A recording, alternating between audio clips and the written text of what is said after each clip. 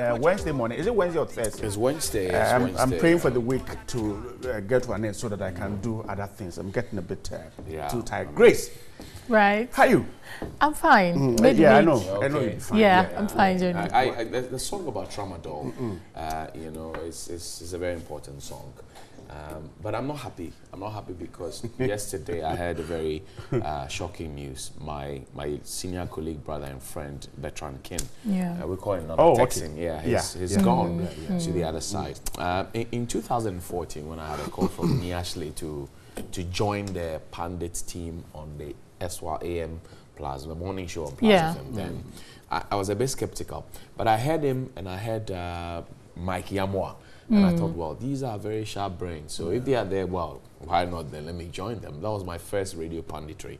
And he's been a good brother since then. When he authored his book, Success Journal, he brought me a copy personally here. TV3. So may he rest in peace. He was such a good man. Over the time, he's maintained some consistency in how he's able to put his ideas blunt. His thoughts, you know, the words that he's able, and sometimes he does a lot of wordplay. Yes. You know, a lot of wordplay. May he rest in peace. Well, we're told he was battling diabetes, which should point to us that, Charlie, we all need to take care of ourselves. Exactly. Particularly, I mean, if those of young guys working late, eating late, and having to sleep after eating quite, it's actually, but I have always said that sometimes you cannot simply wish away death. The only thing is when it comes at that age, at that period in a person's life, it becomes very, very disturbing. It is. I mean, for this one, he's not an old man. He's not too young a man. He's in between there somewhere. I am worried about his 2 or 3 children and the wife that is left behind. Very young children. And we're told he's cousin to our Central Regional correspondent, Thomas Khan. Thomas Khan. And this is sad. So our heart goes out to the family. The rest of the team out there, those who work closely with him. Our condolences. So Wednesday morning, and certainly the show will have to go on from now to 9 a.m. We promise a package to make you excited. But right, today is World Breastfeeding Day. Are you participating? Well, of course.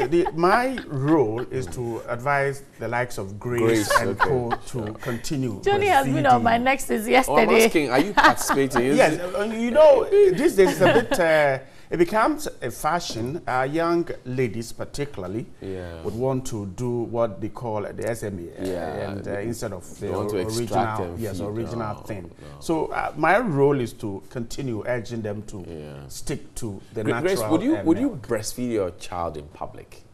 Johnny, I don't mind. You don't. I mean, there are better ways of doing that. Yes. Okay. So I don't mind. I'm curious. Johnny, they have told us. These ladies have told us that. What is disturbing is to show the breast, exactly. Okay, they say that this part is the flesh. It's okay. It's okay. So you as can long do it, as the cover nipple it is nicely in the mouth of the baby, why not? Yeah. I mean, you got to. So the problem is not to show the cleavage. Yeah, it's a nipple, not the breast in its entirety. You can just cover it, and then the baby, as far as the baby is comfortable suckling, you're okay.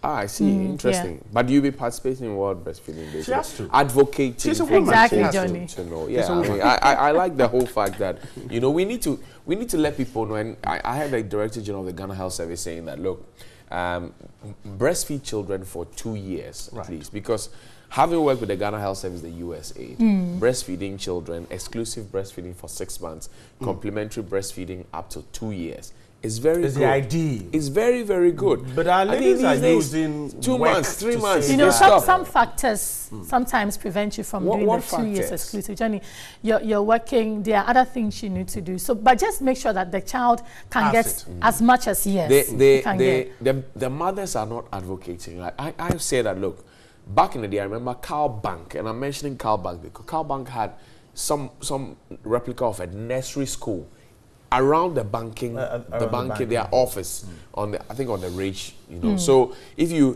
give birth, when you get there, you are coming to work, but your child is taken and put in the nursery that the bank has provided, and the child is taken care of. You are not advocating for it. For Media General, for example, to have a nursery. So when your maternity period is off, we will force you to come to work because you didn't speak. All right, so all you women out there, please speak up. Stick to it. Stick Speak to up. the original milk. Don't do any artificial stuff. Just let us have the natural milk. Grace has all the news this morning. Grace. Let's now take some news stories.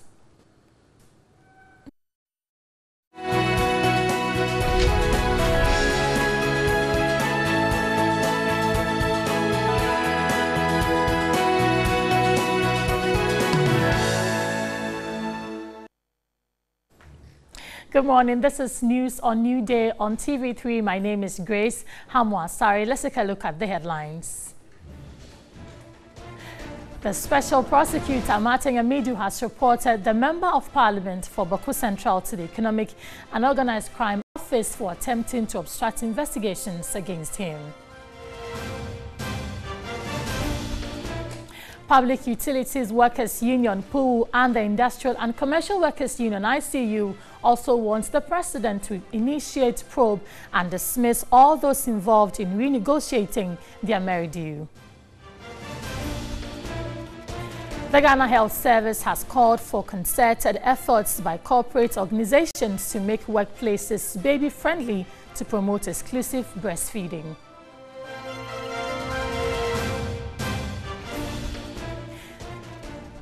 And on the international front, Nigeria's security forces stopped lawmakers entering parliament on Tuesday in a blockade seen by the opposition as a bid to intimidate its leaders.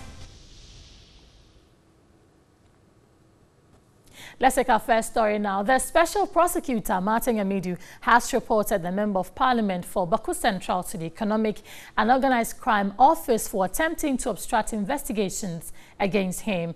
In a statement, Martin Amidu said Mahama Yariga is sending friends, former colleagues, chiefs, pastors to dissuade him from pressing on with criminal investigations against him. Martin Amidu said Mahama Yaraga will not stop sending people to plead on his behalf to drop the investigation after several warnings. According to Martin Amidu, the Bawku Central MP has been investigated for corruption-related activities while procuring vehicles. Preliminary investigations, the statement said, pertain to the importation into the country through corrupt means and corruption-related activities of 3 used white Toyota Land Cruiser V8 vehicles. He said the Bawku Central legislator used a parliamentary resolution dated April 7, 2017, contracting a facility of $22.5 million between the Parliamentary Service and the Societe Generale Bank, which was for the purchase of 1 brand new official vehicle for each of the 275 members of Parliament. Martin Amidu added that Mahama Yaraga earlier refused to honor an invitation to Yoko.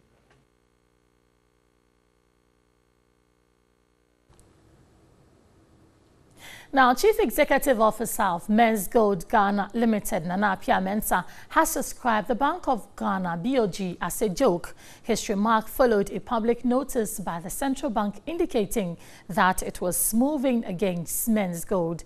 According to the regulator, Men's Gold, which is known as a precious minerals trading company, is carrying out unlawful transactions by taking deposits. But in a post on social media, Nana Appiah called the bluff of the central bank. In reply to a follower who asked him to respect the regulator, Nana Appiah said he does not recognize a BOG as a supervisor. Men's Gold is currently operating with a license granted it by the Minerals Commission and the Ministry of Lands and Natural Resources. In a public notice issued by the BOG, it said the company has no authority to engage in what it says are the solicitation, receipt of money or investment and the payment of dividends or returns to its clients. The central bank maintained that Men's Gold is in breach of Section 6, Clause 1 of the Banks and Specialized Deposit-Taking Institutions Act 2016, Act 930. BOG further said in spite of several warnings to the company, Men's Gold continues to engage in the illegality, hinting that discussions were already underway with regulatory authorities to enforce the appropriate action on the company.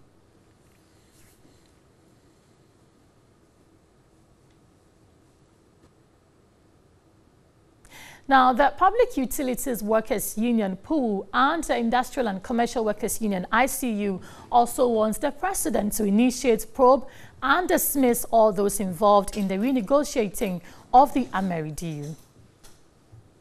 General Secretary of the Public Utilities Workers Union, PUU, Michael Eduma-Tanyantechi, praised the president for dismissing the energy minister, Boakye Jakun, and suggested investigating all the contracts he signed and those found culpable be dismissed. I don't think that it should just rest with only the firing of Honorable Jakun. Then it may appear to be like he's being used as a scapegoat. I believe that a lot of the initiatives that have taken place there will come back to haunt this government seriously.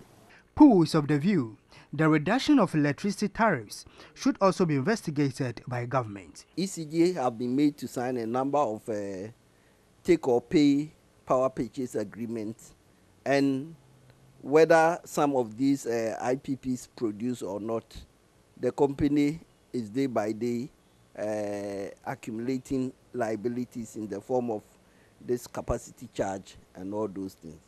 Its General Secretary Solomon Kotei requested the president to explain what accounted for the dismissal of the sector minister. We have heard about a letter from Ameri saying that all that he went to tell Parliament is also untrue. So there's still a lot of alleged issues around this Ameri deal. So what the president might have found true and ground based on that for which he was dismissed, they must also do the Ghanaian public a favor to let us know that truly it is on these grounds that we felt this man must leave office. He again suggested further investigations could be conducted in other areas of the sector. Same way this Ameri deal, when they came to power, that we are going to get it investigated, brought in other characters of the party led by Lawyer Addison and co. Their report must be made public. Okay, so if they don't come out to tell us that this is what we have found and this is how we also got ourselves committed, trust will be breached. Both unions lauded the president for appointing the Minister of Lands and Natural Resources, John Peter Mehu, as the acting Minister of Energy. Stakeholders in the banking sector are calling for policies from government to grow private indigenous banks. They argued without such policies, only the state-owned banks would be operational after the December 31 deadline recapitalization, which will not be desirable in an economy that seeks to make private sector the engine of growth. The central bank is moving ahead with its plans to ensure that the banking industry is adequately recapitalized. Over the past year, 7 privately owned indigenous banks have had their operating licenses revoked by the Bank of Ghana, while a new state-owned has been created, the Consolidated Bank Ghana Limited. At a stakeholders forum in Accra on ensuring private indigenous participation in Ghana's banking sector, speakers were emphatic that while the central bank efforts in ensuring a robust banking sector is commendable, it is being done without adequate consideration for the industry's ability to support indigenous participation. So the indigenous banks are not seeking to finance FPSOs. Leave that to the Stanbics and the Eco banks. Our banks, our indigenous banks, over the past decade in particular, have increasingly looked towards financing SMEs. And you don't need a minimum capital of 400 million for that. These are small loans, diverse loans to alleviate risk. Labor relations expert Dr. Kwabena Otu said the regulator has to ensure there is no loss of jobs in the consolidation of the 5 banks. We do not necessarily think that there ought to be or there must be job losses. This new bank should not be a bank for those of us in Accra, Kumasi or Tamale or Takrady. It should be a bank that enters areas where the foreign banks have shied away and allows our rural folks to be able to also have access to banking services. Head of Department of Finance at the School of Business, University of Cape Coast, Professor John Gachi, called on the regulator for an open and transparent engagement in dealing with the banking crisis. It is misleading that Bank of Ghana can solve the current banking turmoil without stakeholder engagement. I want to see an indigenous bank whose paid-up capital does not include borrowed funds. The CEO of the Private Enterprise Federation, Nana Osei-Bonsu, though commended the BOG for its decisive move, said the regulator has a share of the blame. How did they approve these licenses? How did they grant the licenses? They were complicit. They were derelict in their responsibility. How could anybody come and show that I have capital of 120 million at Bank A without you going to check? If you check, what did you find? And how did you grant the license? Let's move away from the banking sector and talk about our health, because the World Health Organization has declared Ghana trachoma-free. This makes the country the first in sub-Saharan Africa to eliminate the disease 2 clear years before the global elimination target of 2020. Trachoma, a bacterial infection of the eyelids, is caused by Chlamydia trachomatis. The disease, one of the neglected tropical infections, thrives in developing countries where there is limited access to potable water, healthcare and sanitation. It is easily spread through contact with the discharge from an infected person's eye. Control activities for the disease started in 2000 using the World Health Organization's strategy for surgery, antibiotic treatment, facial cleanliness and environmental improvement, SAFE. Through years of dedicated efforts by the Ghana Health Service and other stakeholders, the disease has been eliminated as a public health concern ahead of the global target of 2000. This makes the country the first to achieve this milestone in sub-Saharan Africa. At a national validation ceremony in Accra, WHO country representative Dr. Owen Laws Kaluwa urged the global trachoma community to learn a lot from Ghana's experience. The strong leadership, consistent collaboration with partners, and the embrace of an integrated approach at all levels of program delivery, including community participation, have been evident from the start and have contributed a lot to the success. The Health Minister, Dr. Kweku Agyeman-Manu, while commending key stakeholders for their efforts, entreated them to sustain gains made. There is the need for continual awareness creation, sensitization, and education on sanitation and good hygiene. Religious, traditional, and community leaders, teachers, are known to have valuable impact on community members, and so they must be frequently engaged to lead this process. Other speakers at the event stressed the need for strong global partnerships to eliminate trachoma and other neglected tropical diseases to achieve positive outcomes. An elimination certificate was presented to Ghana by the World Health Organization. The Ghana Health Service has called for concerted efforts by corporate organizations to make workplaces baby-friendly to promote exclusive breastfeeding. At a media orientation to commemorate World Breastfeeding Week, the Director General of the service, Dr. Nsia Sare, noted although Ghana currently leads the sub-region in breastfeeding with 52%, health surveys reveal both exclusive breastfeeding and continued breastfeeding rates have stagnated in recent past. The global target for exclusive breastfeeding is 50% by 2025.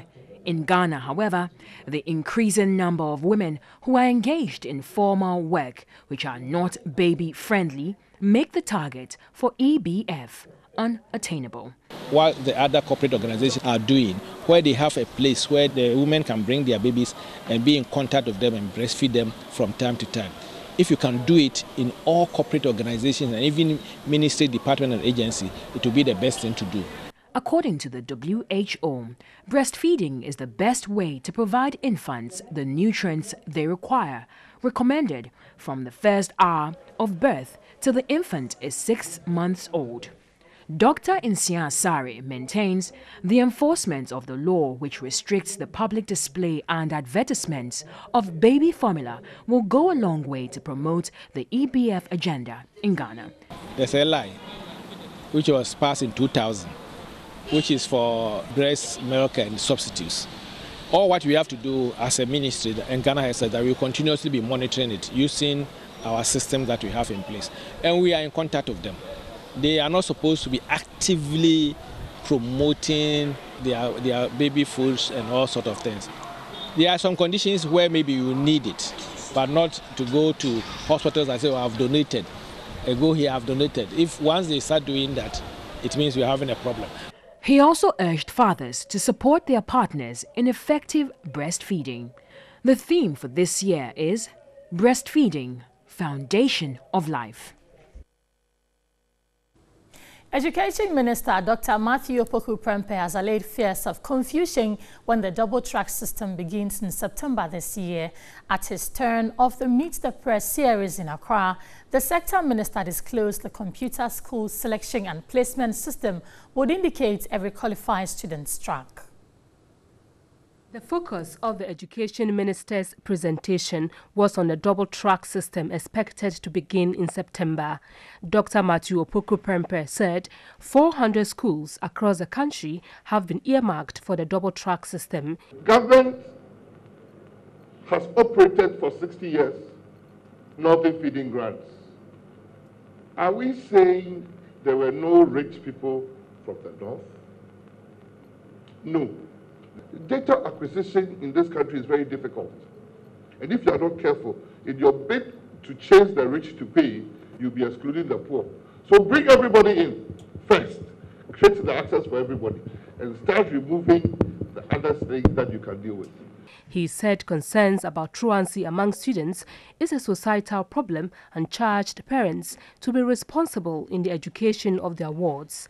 The sector minister said the only additional cost to government under the policy would be the 8,872 teachers to be employed. The cost is what we have analyzed to mean if you employ a graduate teacher, how much you pay, if the total cost is 267 million. It is one of the two interventions that government is going to do because of adoption of the services. The government is going to provide per head 50 cedis to every student as academic intervention, where the teachers, if they want to have to organize extra lessons in maths and English, they will not charge the students. But government will give them money to be able to pay for those extra students.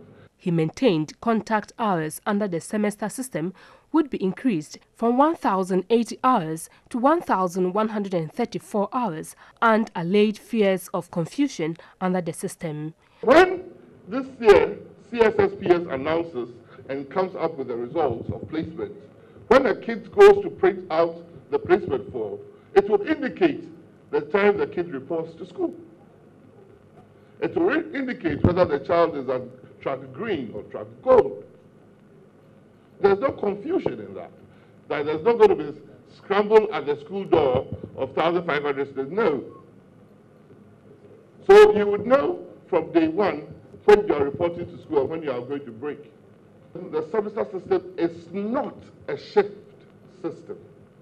Dr. Opoku-Prempeh said government would make funds available for maintenance and dismissed claims that there will not be time for maintenance work in schools. The West Africa Secondary School Certificate examinations, according to the minister, would be written in June next year instead of February. And on a rather sad note, news reaching us indicates that showbiz pundit and writer Bertrand Nana Texting has died. Nana Texting, according to reports, passed on at the Kolebu Teaching Hospital Tuesday afternoon after weeks of battling ill health. Until his death, Bertrand King, as he's affectionately called, was regular pundit on Xylophone FM's morning show.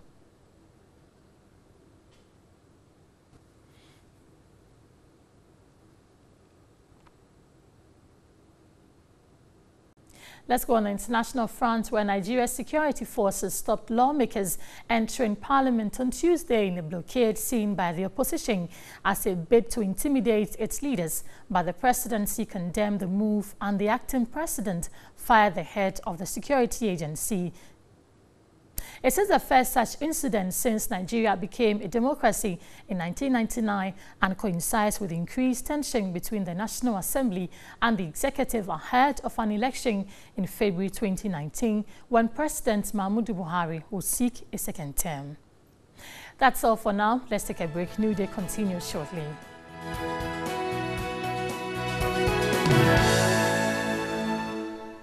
Welcome back to TV3 New Day. The Daily Statement this morning says, Magdan rescues Tion community with $1 million school facility, some school buildings there. And Mahama boys attack Rawlings, Volta Chiefs over JM 2020 comeback. Plus, let's create entrepreneurial economy. That's President Akufo-Addo speaking there. The front page of the Daily Statement this morning, Wednesday. The Daily Heritage says double tracking system brouhaha. Government to absolve extra classes fees, says Minister. And Crow MC nominee, not an errand boy, according to the MP Elizabeth Afole Quay. And priority for Agona East now is community toilets, Pokwa Soya assures. Okay.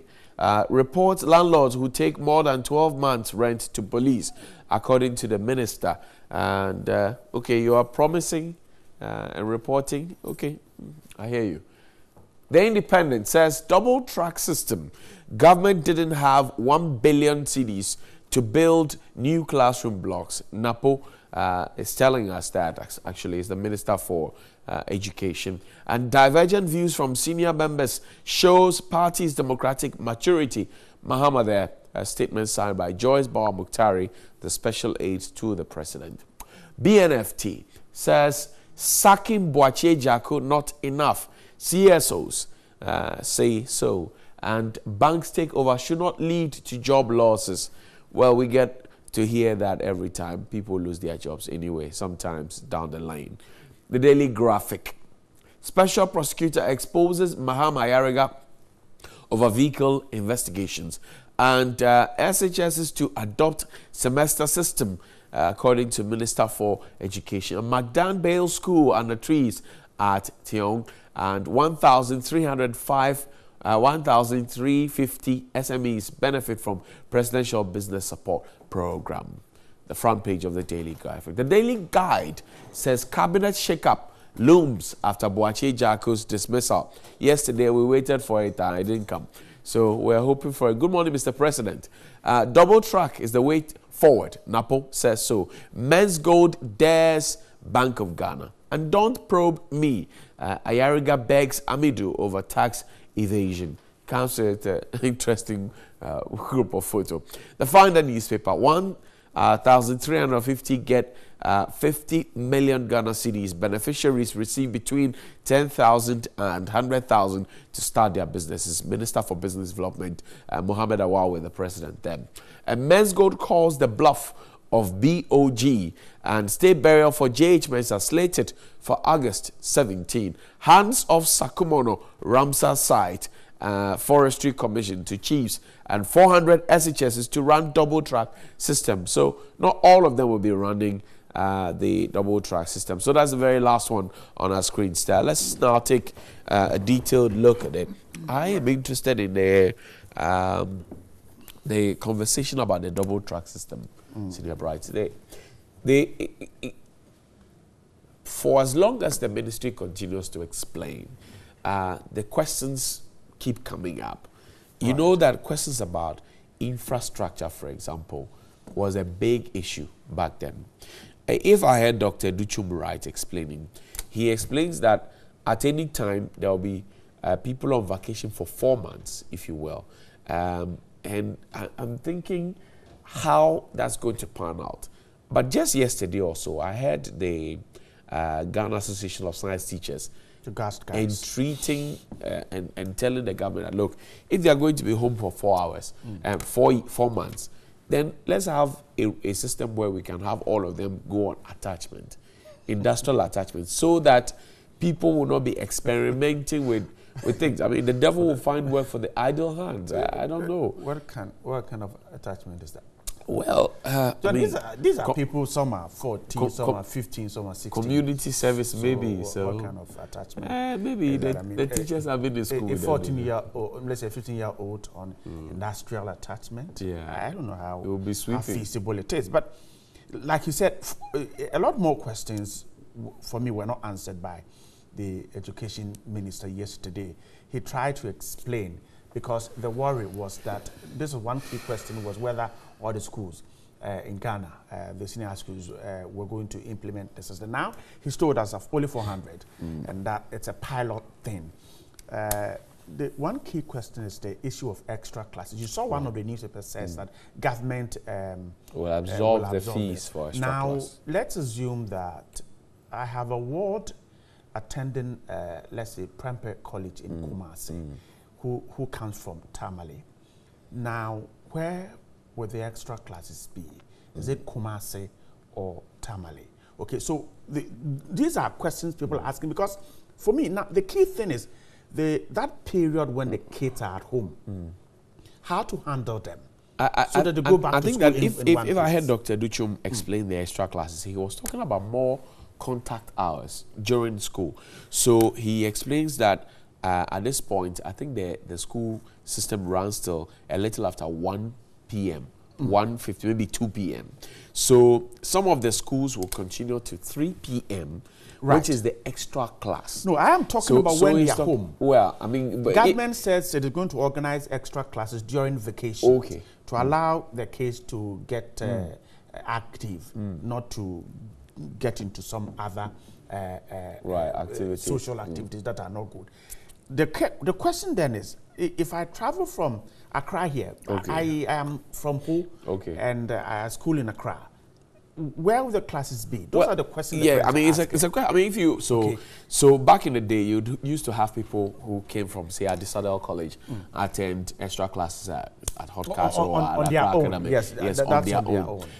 Yes, so but this is a government organization. Yes, so how's the government? Maybe you need to show your ID card, or the government will make a prior arrangement. I don't know how. Yeah, so the government so those are the key questions that parents now want answered. So that if that child will have to stay in Accra and attend extra classes, certainly he can't stay in the dormitory. He has to find a way for accommodation. If he's going back, if the classes will be in Ho, and that's where he or she comes from, then perhaps there's a way. So those are some of the key questions that perhaps parents would want more answers. But, well, let's wait to see the pilot. It starts in September and see how it goes. 400 out of 690 schools. Wait and see. And see. But I also want us to talk about the Men's Gold, the Bank of Ghana, calling bluff and all of that. At least if I can remember, nearly about 6 or maybe 5 notices have been published in the dailies by the Bank of Ghana against Men's Gold. Now, you and I know how much it costs to make such a publication in the Daily Graphic alone. But there are other newspapers that also receive some of these publications. It means that the Bank of Ghana is spending the taxpayers' money to inform, the public about the dangers in the so-called going to Men's Gold. But Men's Gold has fired back and said that, look, we don't have any business with the Bank of Ghana. Our business is with the Minerals Commission. And in fact, the Securities and Exchange Commission have come to say that, well, these guys have been licensed so they are not within the domain of the Bank of Ghana. For me, perhaps that supposes why the Bank of Ghana is not able to walk directly to Men's Gold to go and knock on their door and say, look, you are perpetrating an illegality, as they want us to believe.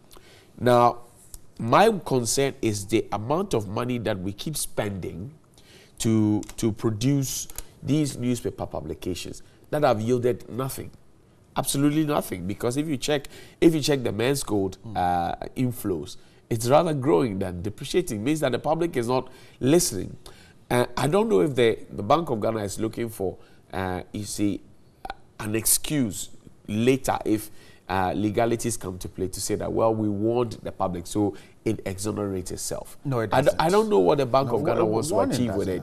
But I know that there was a court case where the Men's Gold was then known as Men's Bank, following which the court ruled that it should now be called Men's Gold, not Men's Bank, so that it takes people's mind off that is a bank and all of that. If the Bank of Ghana feels it has, an issue, it should go to court. Exactly. And stop this. John, we are warning you. I have seen that. It costs a lot of money to make a publication in a newspaper. Yes, I've seen that publication several times, and you're reminded that this and this and this and that. And I don't think the newspapers are doing that for free. So if indeed it is an illegality, Bank of Ghana thinks that Men's Gold is engaged in something that is not. Why don't you quickly go to court and get a court to stop the company instead of putting our monies that already were told is not enough in that kind of. I honestly do not get it. I think the court should take a decision. Yes. Good morning to our friends at Bank of Ghana. If you think that Men's Gold is perpetrating an illegality, go to them and go to court and get this done, rather than waste all our monies every time. Say you are publishing and telling and warning us against it. How do you do that? I'm hoping to see. How do you do that? To see my name when the president gets the list out. Oh, I see. You're hoping for a position? Yeah. As a deputy minister for. Oh, no. How do you want to lower my integrity like that? I want the minister's position. I'm looking.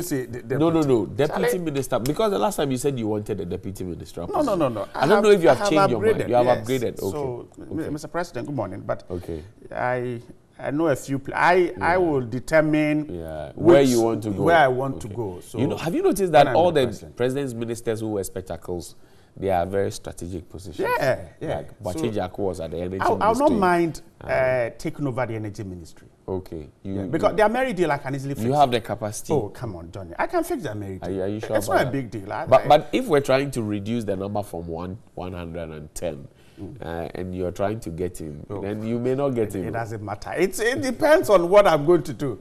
It's what I'm going to do. It's not about. So some people will come out for you to go in. That's the point. Okay. All right. All right. Because there are some of the ministers we have never heard them speak before. But next week you don't see me here. I might have taken up a ministerial position. Anyway, let's cross over to the Western region. Eric is standing by. We're talking about downsizing the ministerial, if you like, weight on the public purse. Where's the purse, by the way? Eric has the answers. Is again likely to downsize his rather elephant-sized government from 110 to around 80 or 90. Now, this is coming on the heels of the renegotiation of the controversial Ameri power deal, which led to the sacking of the energy minister, Boakye Ejakun. This morning on Daily Rant with me, Eric Yaweje, we asked whether a ministerial reshuffle is in order and what your expectations are should it even happen. This is your Daily Rant. From the time we 110 and the ministry is bebre other way than on your papa in Edgeman or worry. You take for instance, I'm going as we speak now. You're Ministry of Planning, only Abado. And then you're Bola Minister or Minister of Sanitation. As we speak now here, I mean, you but His Excellency the President, as we speak now, on your reshuffle, on you them preparing for because on my kade find 100 days or make Accra the cleanest city in West Africa or in Africa. As we speak now, bolo no look you from my keseka ya some only so ministry what so there every woman budget odi na you Minister of Development Business Development. Abe business. As we speak now, business in Polugu. Business Lugugu, bank Lugugu. Now, what's will be often a special initiative minister? How comes what Ghana? A country like Ghana, 110 ministers are there. Abba Samaba. What's a planning minister? One other planning minister now, where you from? Awala Abadi Mohammed. Abed Monoye, or plan Abadi. You see, sometimes we don't even know, we don't even understand. Out here, China, a country like China working to about 1.37 billion. You want ministers? Less than 30. Now Ghana, I do 30 million. Approximately 29 million. 110 ministers. Abasamaba. You say Ghana and Mamrano, Emma or Mampany Quine appointing the ministers. I trust on board the median equation. Now, so I knew be a can I appoint no. As soon you will be a winning media or bit my abwa. Yes, and another so far. The ministers and one pound them on home. And from Sweden, or an island, Aquacobasi. And you ran up and I bet Medians like a ban ban 1 year. Mamma Casamin show. Obeko Rui is no minister, a papa, Jugato, I see. Young Juma or young your grandpa. Young say if free, yeah, to us on my day, Aquataqua. But reason for the whole MOBBR because Sir Amanasana, so what you have been able to do, Juma. A bear didn't so bet me, I hear Juma day, because I find your old to me.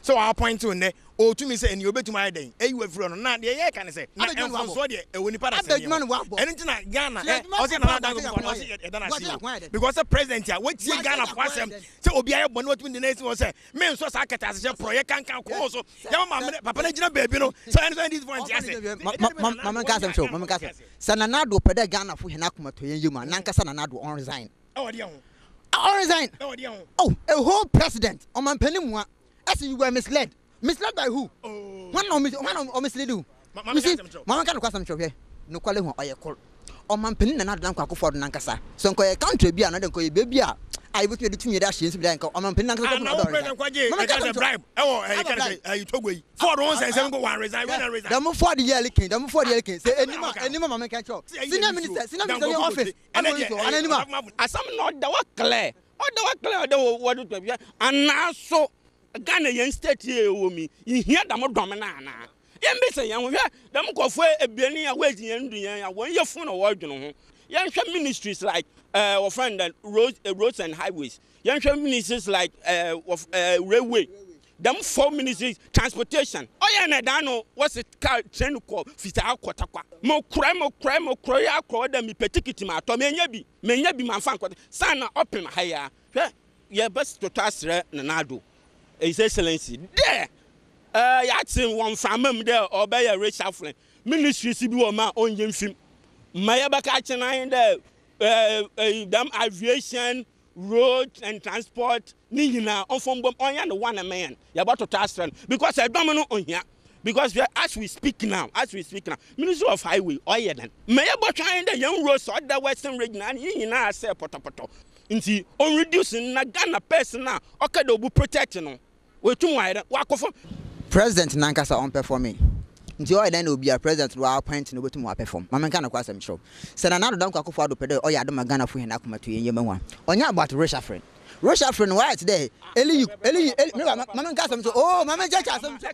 Mama jaja asem msho. Maraba mama kasa msho. Oh wala butua. Mama wie. Oh mama wie.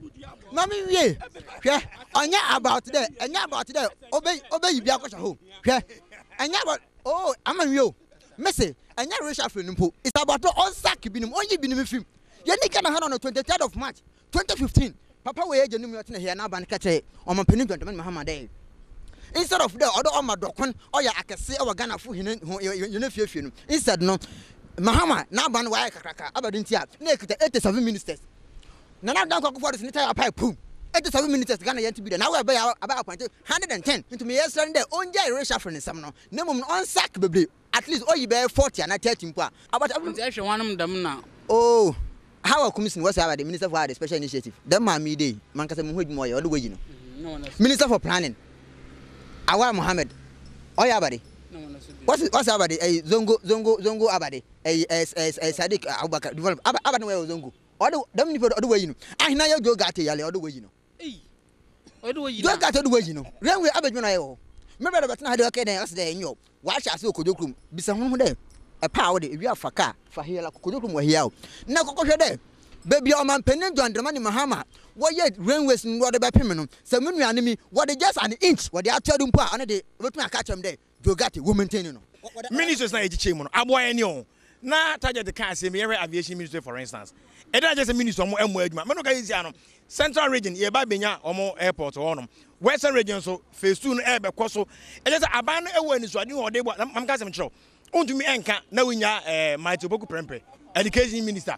Or boy duma papa yen kana yenya Jogati papa no so boy duma o seta yere obi ete say akoto kind of say agric minister or boy duma na de ete say sabra na ye be so Ghana amemuru mo na nyoma enko yie sa o who agric minister now in the first in Ghana history all the 463 million Ghana cedis what they can fight web and them no kasi ko branga hafa no ko hweda web no to tu kuntuntumpa entuntumpa ontunkunu what Ghana come from the Udama agric minister crop and ko bana ko afere that o make you point and you your ministry bo na o ma bo adwuma e twasa na o maintain one e bi na make as education minister na po o bo no deputy Yeah, double tracking sense me. Omu checha magana 40 ase. Double yeah, tracking obi man from background. Product medical aka. Because of double tracking put na. Ana yeah, me ankasa Kobe, Deputy Aviation Minister. Omu nyina egbo adwuma. Some of them see show mu kina. Ranger me dey kwese e bante because ache. Na omo ntimi mu adwuma. Ne mo kwotena ba bi na e ma de ba ko ma. Ranger for na ba e no nche se wonya adwuma. E bia na ba bi ye do to ye no enye ba bia na wontimi enwo adwuma yi. Ye no ko ba bia. When you been when you should there be a reshuffle? Yeah, really. Reshuffle the other oba.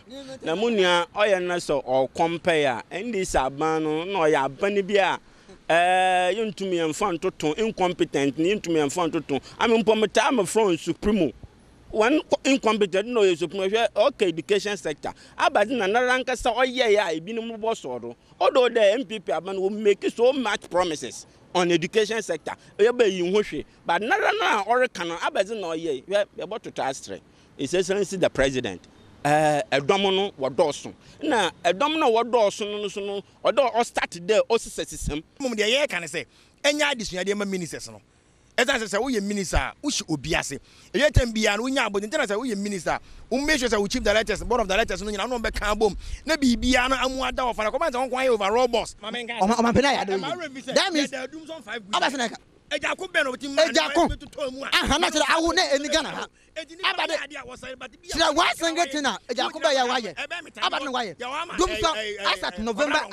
2016. There was nothing like Dumso in Ghana here. Was the president right in such? The president is right, but for him to be totally right, he, the president himself, must resign. Nana Akufo-Addo does not qualify to be the president of the nation because he's the weakest president. How can you, as a president, sit down to tell Ghanaians that you were misled when you were signing? Abra all sign or approve no. Abra no who approve. Abra all money executive signature do one for the parliament. Oh, who abra no signing? President, or you're right, because in a country, you swing or a married day one or in this aban or what $150 million. And may expect them to obey to Dumpa or $360 million in our boyfriend, win them. But in shadow scenario, no. You know, wasting in an second, you don't because for a president to sign that document through Mr. Bedio, there are people would otherwise than once walk. It's a easy and around one more one still they will be doing that kululu. Young Kenny with such issue now, you were pending one now, young can want some oil car power issue though. And also why you renegotiation of it from 10 years to 20 years. Another way for such documents, such deal to have such situation or pass through people's hands. Until them coffee and why you do jelly. Oh, man, Penin, or you're the first gentleman of the land. Bibi obo kodi bia no owie pay o man penin the nsa shase pe o bibi a genu anameboa nti sisia no on what basis and on man penin na adan kwa Akufo-Addo wasak Boachejako abade Boachejako why then he was misled o mislead one o mislead nankasa president no you see let's a whole president let's say na honest ministers will mislead would they are not one kasa in the first place. You don't deserve to be a president. The president must be impeached. Aberford. Oh, now Muhammad Ford, banana one. The president don't resign. I know Nimu or Nelly me there, and we don't know the throne. On Nimu, president on there's no way about resign. About resign, more reshuffle here, non on reduce size. That is all. Oman Penisha and what they obey to fuel drastically. Oh, Nana Danko Akufo-Addo.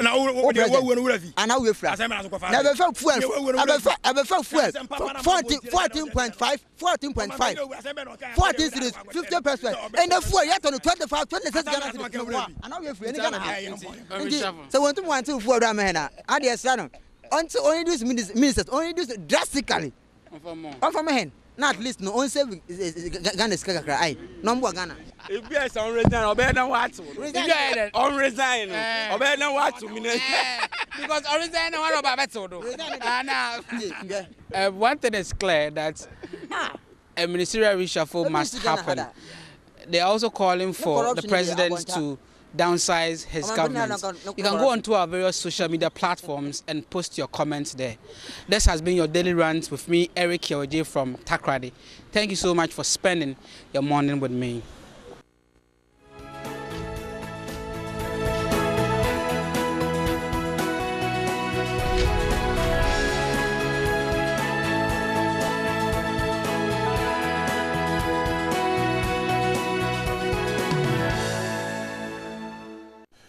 Welcome back to the show. The Times this morning has a big one. 2018-2019 academic year, government to spend 1.4 billion cedis on free senior high school as double track system takes off September. The photograph of the education minister is on the front page. The BNFT, Saken Boache Jako, not enough. Civil society organizations talking here. That's the big one. Daily Graphic has the senior high school story, as well as the special prosecutor exposes Mahama Ayariga over vehicle investigations, and the finder 1,350 get 50 million Ghana cedi support. Beneficiaries receive between 10,000 and 100,000 to start businesses. Those are some of the stories. But Men's Gold, cause of the bluff of Bank of Ghana, it's also captured on the front page of the Finder. My guest this morning, Member of Parliament for the Tamale North constituency, a member of the NDC. Honorable Alaji Suyin is here. Good morning. Good morning, boss. Hope you're doing great. I'm terrific, alhamdulillah. Thanks for joining us. And then the Member of Parliament for Inswom Adrejiri, Honorable Frank Anodon Press, also here. Good morning too. My brother, good to see you. I'm good. And you? Good too. Thanks for coming. Now, this one, quickly, let's start with the energy minister issue, because former energy minister issue. Civil society group, that's from the BNFT, have called on President Akufo-Addo to go beyond sacking the energy minister and deal ruthlessly with other individuals and organizations that worked with him to formulate the innovation and renegotiated a merry deal. Now, these are the Institute for Energy Security, the Institute of Public Policy Research, and the suggestion is that the minister did not work alone and therefore must not be the only one to be dealt with. The Honorable Minister, in addition to his 3 deputies, worked with a 7-member committee comprising reps from PURC, the Minister of Finance, VRA, and the Attorney General, who recommended innovation amendment agreement to the minister, who in turn forwarded it to the president. So the Institute of Energy Security names Dr. Mohammed Amin Adam Anta in charge of petroleum, William Urekwedu in charge of power, and Joseph Kujo in charge of finance and infrastructure. And so all these persons took part in getting the final figure, so the president must deal with them too. What about them? The call to get others involved, right? Wrong? Well, first of all, I think that ever since this matter broke, I am one of the people who have felt that yes, indeed, our president can be very resolute when he wants to be resolute, especially where there's evidence that certain decisions, however unpopular they may seem, he could still take these decisions. So clearly, he demonstrated a certain resoluteness that is admirable. I'm talking about the president. Now, beyond the sacking, we heard civil society groups also saying that it has to go beyond Mr. Boache Ejako. It's quite sad, though. I must say that Mr. Boache Ejako I know very well. Since 2008, I got to know him. Even before he came to Ghana, when he was at the Bank of New York, he used to correspond and write for the statement. He's one of our key party, Danko Buzia tradition party people that I have a lot of respect for, very knowledgeable and all that. But I doff my cap to the president because he's also a personal friend. I know on record that he's a personal friend to the president. For the president to have the confidence to do what he did, remove him, it's news to me, I must say. And it also tells me that, yes, this is a man that the president I have known for more than a decade is a very resolute person, very if he wants to do something, he goes about to do it. But the call, I don't know how justified it is, but on the face value of it, I think that they have some grounds, because it definitely it wasn't done by just an individual. But there are other sides to that coin too, because if you say that because it's a team, then probably one would say that probably the whole ministry should be collapsed, because the bus would have to stop at somebody's end. And unfortunately, it stopped at one of the people I admired so much, Mr. Boakye Ejiakor. He took the finality of the decision. And so I'm not too sure if we have to go beyond and extend it to his deputies and other people from other institutions, parastatal institutions who were involved. I'm not too sure if that call is well placed. What is important, in my view, is that the president has made one of the most critical and important decisions. We all know matters relative to this Ameri deal, how what we said then when we were in opposition, that we were going to renegotiate it, and there was a lot of corruption, associated with it. And indeed, we're justified to have said that. So we come to office, and then, we are not able to do what we said we were going to do, and eventually the state stands to lose more in terms of revenue or funds. It's just fair that the president has to do what he did. And then going forward, let's also ensure that Ameri will not take this country for granted, and that the country will not lose, scarce funds unjustifiably. So, all put in context, I don't not subscribe to the call that the deputy should go with him. I don't agree with him. I don't agree to those who are making that call. But I think that going forward, a certain picture has been created, and appointees, all government appointees, will have to take a cue in this.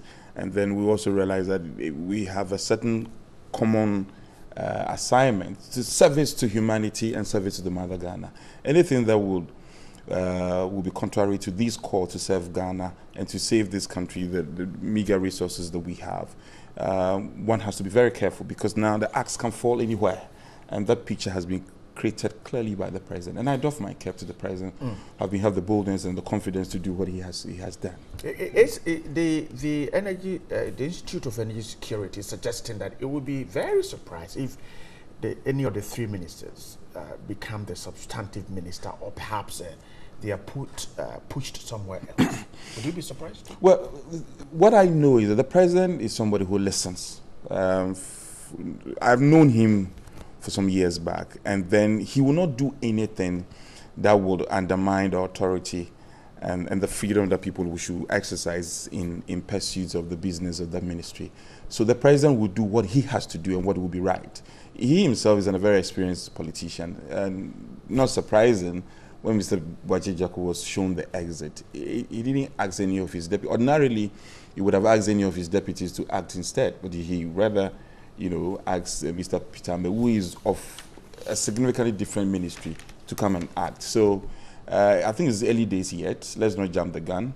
Let's respect the decision of the president. Right. But, off record, my brother was talking about whether Mr. Boakye Ejiakor is going to come out and, start a crusade. Well, he himself has said it on his Facebook wall that when the dust settles, my side of the story would be heard. Well, that can be interpreted to mean a lot. Okay. It doesn't mean he's going to... It's a huge statement, very deep. It is deep-seated, but I know Mr. Boakye Ejiakor has matured, and who he is, he's not going to do anything, unjustifiably do anything that will put the name of the presidency and the government that he loves so much into jeopardy. I think that the decision is one I respect, and Ghanaians, if you talk to most people on the street, most Ghanaians are happy that the decision has been made, that somebody has to go, and not just the sacking. It's not, for me, it's not just the sacking. I mean, if Mr. Boakye Ejiakor goes and the Ameri deal still stands and the Ghana loses the money, that is the crux of the matter. In my view, that is the crux of the matter. The president is not just sacking Mr. Boakye Ejiakor. He showed Mr. Ejiakor the exit, particularly also focus on ensuring that we get value for money. And what was perpetuated before, we don't see a repeat of it. For me, that is the point that is admirable, and that's where Ghanaians are much excited about. And now, the expectation from Ghanaians, the bar has been raised. I think that if we cast our mind back, and here I don't want to be political. There were things that happened in the previous administration. They say, okay, well, we're going to investigate, and nothing happened. I'm happy that the president has the confidence to show Mr. Boakye Ejako the exit, and for us to, pursue this Ameri deal once and for all and get value for money. That is much more important to us. Right, Member of Parliament for Nsuma Drudgery there on the call by civil society to get more people perhaps involved in the deal to go. Honorable Suhini, the calls, right or wrong? Well, let me say good morning to my colleague, good morning to you and to our viewers. Thank you for the opportunity to be here. I think it's a call in the right direction. I do not think that Mr. Boakye Ejako acted alone, and I'm sure that many people share that same view. He couldn't have, Somoto, entered into that negotiation and, conclude everything without the support or involvement or the advice of other people in the government. And so I share that call that perhaps we should go beyond Mr. Boakye Ejako and look at other people who may have played a role leading up to the presentation of the very terrible renegotiated, deal before Parliament. And for me, for example, the President's Secretary, Asante Bediatu, signed the executive, approval in the name of the President. Is the President comfortable that such an authority was given? Based on what advice did the President give his consent or not? Because it can, perhaps investigation can reveal that the Secretary did not even seek the President's opinion when he was given the executive authority. It could also be that he did, and based on advice that he gave the President gave the authority. So the number of people who can be said to have played a part in what has now been termed the misleading episode. Description. I just more than Mr. Boakye Ejako. So I think that it should go beyond Mr. Boakye Ejako. And again, my brother, like many of the NPP communicators, are so quick to describe the president's action as admirable. Yeah, he said he's resolute. I mean, really, what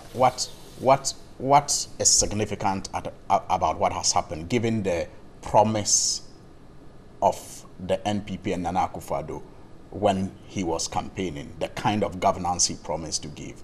What really is different? What, because you see... What is not different? I'll tell you what is not different. What is not different is that a DCE who bragged about his status before his people was sacked. Who's the chair? Is that what you're saying? Yes, he was sacked by the president. Nothing, threatening the economy of Ghana, nothing. He didn't do anything, no stealing, nothing. He just bragged. He was sacked. A deputy minister was engaged in what can be termed as wishful thinking. I want to make $1 million before I want to make $1 million before I retire. Just wishful thinking. Nothing, no move, no meeting held that the taxpayer paid for in this rate negotiation. Remember that happened. He just wishful thinking. He was sacked by the one who appointed him. And remember, that minister at the time was said to be very close to the president. Even very illicit suggestions were made about the kind of relationship he had with the president. He sacked her. Mr. Abu Gapele is a leading member of the NDC. He had a relationship, in fact, a very good relationship with the sitting president then. It didn't insulate him from prosecution, and currently he's in jail, sadly. Madam Jifativo went home. So, really, based on the kind of governance Nana Akufo-Addo promised us, how is this admirable? Because what will be admirable is something that hasn't happened before. Something that is better than what was criticized. But if it is much of the same or similar, then have we gone or have we come? So let us not kid ourselves in the attempt to portray and present the president as one who is, you know, different and resolute. If that is the case, then there was no need bringing him on. We had a better one. We had a better one, if that is the yardstick. And you see, you just read the headlines. You spoke about Mr. Martin Amidu and what he is currently saying. How did Mr. Martin Amidu become a crusader? He was sacked by the NDC president, Professor Mills. He was sacked. So it is not new for people to be sacked for, you know, engaging in one thing or the other that the president at the time finds unacceptable. What will be unique is when we go beyond what we already know have happened in our governance system. That is why I am hoping, right, that Mr. Boakye Agyarko will have the, sorry, it's too early in the morning, so I won't use that. We'll have the guts. I'll come to you first. Please. We'll have the guts. I hope he will have the guts of Mr. Martin Amidu to also become a crusader, because he says that he will tell his side of the story. And we all know that he has been sacrificed. In fact, the information is that he was asked to resign. And he said he did nothing wrong. And so he will not resign, just like Martin Amidu. I hope that he will not be told not to be reckless. Because if that happens, then we will be saying that Martin Amidu was reckless.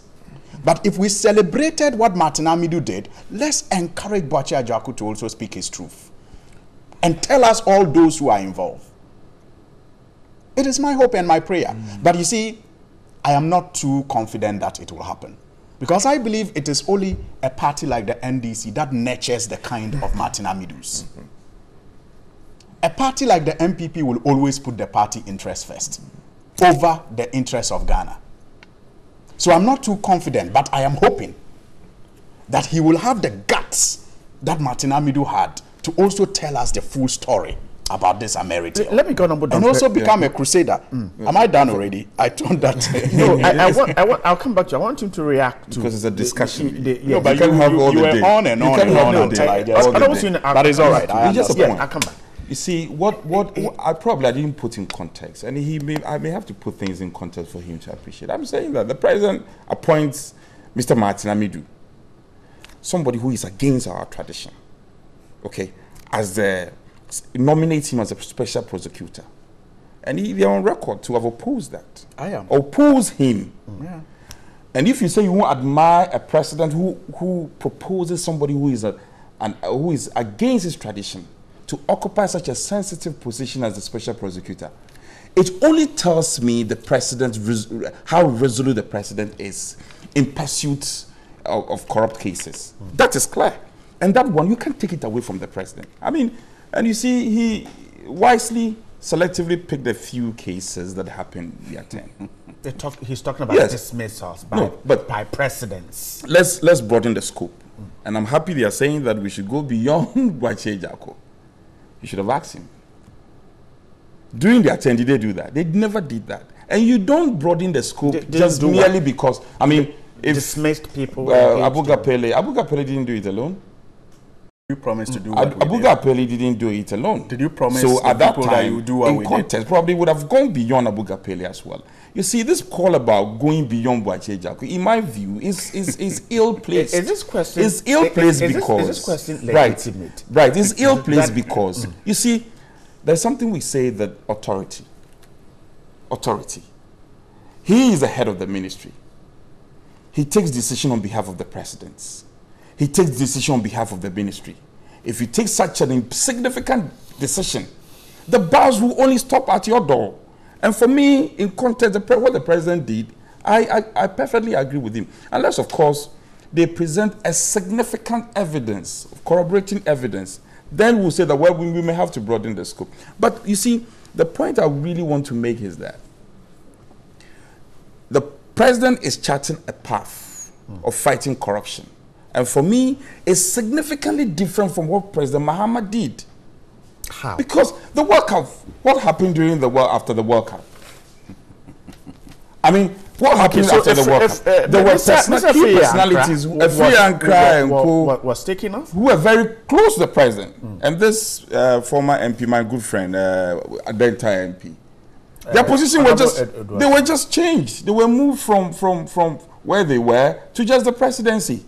Have you seen this happening here? Is it different from this? This is significantly different. People are being sacked. People are being asked to, for instance, people are being asked to exit office for investigation to be conducted. People are being sacked. If key people like Boakye Jaku have been sacked, I think that we just have to admire the president. Now again, if somebody says that, as our good friends will always do, Mr. Boakye Jaku was asked to resign, and then he says that I've not done anything wrong. There is nothing on record like that. And I'll plead with my brother, if he has any evidence, he should show there's nothing like that. Mr. Boakye Jaku was sacked based on evidence that, in fact, he didn't conduct himself well. Let me ask you, in context of this Ameri deal. Let me ask you this: in the spirit of the president's commitment to fight corruption, and of which we know that being transparent is one of the ways out, should he, even though he's not mandated to tell us why he sacked him, should he tell us what he did wrong? Well, for me, I don't think that we have to change our body politics and change. The president has the mandate, and we need to respect that sanctity. I thought he was just responding for him to say that. Well, no, I'll get he has, based on these reasons, I think that you have to sit aside. It is not always that the person has done something wrong. Sometimes even misconducting yourself, not behaving appropriately, can lead to you being shown the door. So I think that we have to respect, because it is not just a sacking, as I earlier intimated.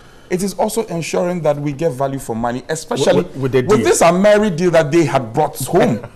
You brought these things home, and we have promised to sanitize. To cancel it. You have not done it. No, you just done the cancellation. We said that we're going to review it. We are still, work is in motion. We are still in the process of reviewing the Ameri deal. That is why a listening government as the MPP government is. When we picked up signals that things were not well, when we picked up signals that the Boakye Jaku, however close he is to the president, he is going contrary to what we said, we have done the needful by showing him the exit to get the way clear, to ensure that ultimately we get value for money for the Ameri deal. And for me, it's admirable. They brought us home. They sit and they're just throwing in pebbles and saying that, well, they cannot do it. But for this decision alone, the president should be admired. Yes. If you know how close, and that's the ties he has with the president. I think that we have to be very candid and honest with the people of Ghana, especially those who are viewing us now. Yes, the NDC under President Mahama brought the Ameri home, and we are so proud. Because you see, when we brought it home, it resolved a power crisis that we inherited. Everyone knows that under President Kufuor we had Dumso. Under President Mills we had Dumso. Today, under Nana Akufo-Addo, we don't have Dumso, thanks to President Mahama bringing Ameri and others home. And so we are proud that we brought it home. But it is sad that they deceived the people of Ghana about their, deal, and whipped President Mahama with it, and made promises that they will cancel, they will renegotiate, and review. As we speak, the authoritative document to point to is an advice by the Attorney General of Nana Akufo-Addo and of Ghana. In that report, clearly it is stated that no wrongdoing whatsoever took place in the Ameri deal. That nothing. And if they say it is fraudulent, they have a lot of lawyers. Fraud, they say, vitiates everything. Once there is fraud detected in any deal, you cancel. So why are they renegotiating if there's fraud? Why are they still on the line of deceiving the people? When clearly the Attorney General, you know, has written to say that no wrongdoing took place.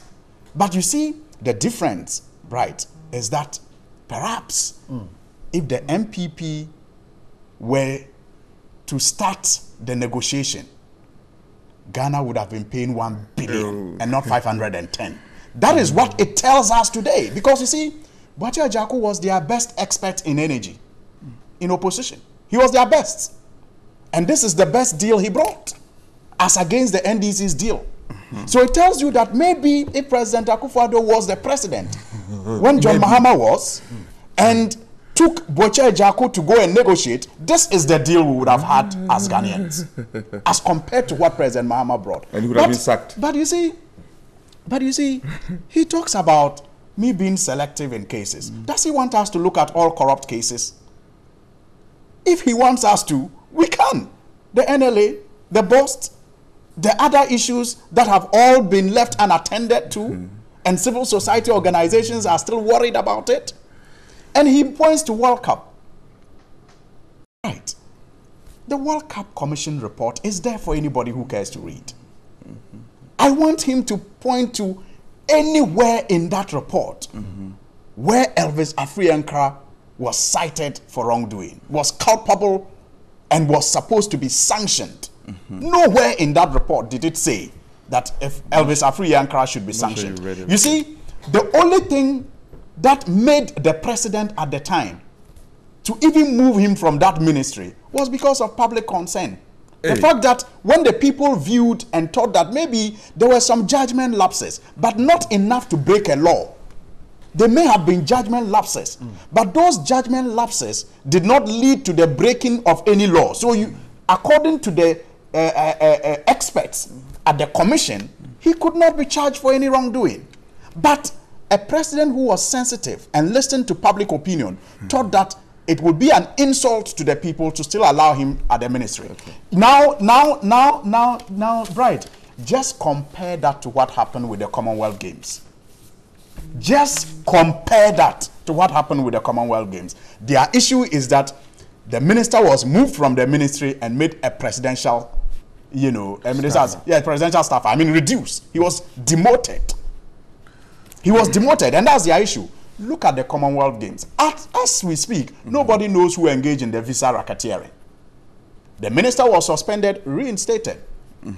The deputy. Reinstated, not demoted, reinstated. Okay. And you don't feel shy to even talk about the World Cup and the fact that there was no wrongdoing established, yet the president who was sensitive moved the person from that ministry. Thank you. You have reinstated the minister who is said to have played a role in that visa racketeering that took place at the just ended Commonwealth Games. And yet these are the people who promise us better governance. That is the insulting part of it. You see, they promise to do better. So it becomes ridiculous when they even make that comparisons that they can't even win. It's ridiculous. All right. Let's take a quick break. When we come back, the other issues to take a look at. Stay there. I'll have to think one. Welcome back. And Honorable Dompreso, quick reaction to some of the issues. My colleague mentioned a letter, a purport. The ages letter. Yes, the supposed ages letter. It's not there? No, I'm not challenging him. Okay. He's a member of parliament and a very respected one, of course. He should produce that letter. I've met many of NDC communicators, and very typical of them. They will allege A to Z. There is no letter of such purpose. So if there is any, he should produce it. Now, on the Commonwealth Games, let's put on record that the deputy minister was asked to step aside. Board chairman, a few others who were involved were asked to step aside for investigation to be conducted. Is that true or not? That is true. That's true. That is true. What could we have done otherwise? Now, if he talks about sensitivity and the president, President Mahama, listening to the public, the same president who has said that he will exercise a dead goose syndrome at any point in time. You cannot compare that to the President Nadu, who listens to the public and acts according to views of the public. So we have to put matters in context. I am saying that the fight against corruption, apart from systems and processes that we need, the president's attitude and demeanor is very, very critical. And I'm saying that, take it or leave it, the appointment of Martin Amidu is one of your own. It's a significant development that needs to be celebrated. Now, on Boakye Jaako, whether he will have the balls to come out and speak, Boakye Jaako will not come out to speak where there is nothing to be spoken about. And he will not come to rock the boat unnecessarily. So if our brothers are hoping that Mr. Boakye Jaako is going to behave in a certain manner, that is not going to happen. Okay. I know that as responsible as he is, he will speak at the right time, but he will not come to just be dramatic just for the sake of it. Is it legitimate to ask that, as of today, would not know who was involved in the visa racketeering thing? Is it legitimate to ask who was involved? Is it right? We also need to be patient with processes. And, first of all, so investigations are on. Let's ask some fundamental questions, right? Were there investigations conducted? There were. There were investigations conducted. Do you have any evidence different from what the presidency has? We must all support the fight against corruption. If notwithstanding all the strength, all the accoutrements, all the all the things that the presidency has, it's possible that it may be eluded. Some facts may elude the presidency.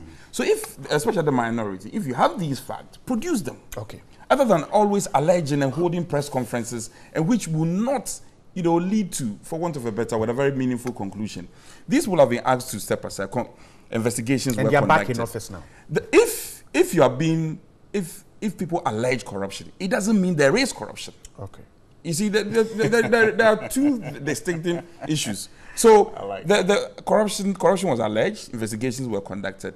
They were not found to be guilty. They were asked to go. I think ordinarily, these are the things we should support and encourage in our body. That's why I asked that. Is it not right for us to know that these persons who were asked to step aside played no role in this whole thing, but these were the people who did it? No, so that the public person, I mean, it is clear that some people did something wrong because people who were not supposed to be there were there, so something went wrong. You see, would it not be fine for us to know that this is what happened? These are the persons. It's a very fair expectation for anybody. Now, I'm saying that the president has spoken to it. The three key people who were sort of suspects, the president has spoken to what happened, and he has said that they have not found any corroborating evidence against them. Okay. But you are saying that if they are not involved, probably there are other people which I don't have evidence to, which the president hasn't got that evidence. It creates that impression in the minds of people that if I cleared them, then what happened? Yeah. Nothing happened. But if there are no evidence to prosecute, you don't prosecute for the sake of it. Right. I find. But I've challenged him. Yeah. They should produce a letter. Yes, I will. I will. I hope you produce it now. I will. No, I will. You see, I find it very interesting that my brother says that alleging corruption does not mean there's corruption. Yet, he is the same person who sits here and he tells us that Elvis Afriyankra was corrupt.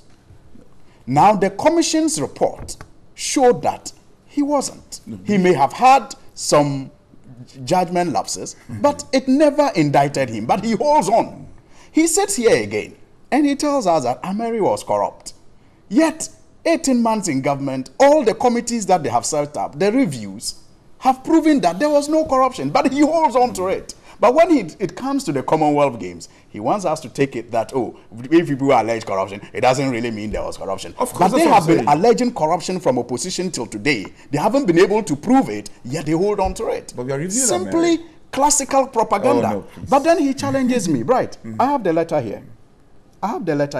Can you see? Republic of Ghana. I'm unable of Ghana. Listen, it is. I'm unable to trust this one. Right, it's 27 November 2017. In this time of technology, Honorable Boakye Jaako, the Ministry of Energy, Ministry Zakra, dear colleague, that was a letter from AG to the Ministry of Energy.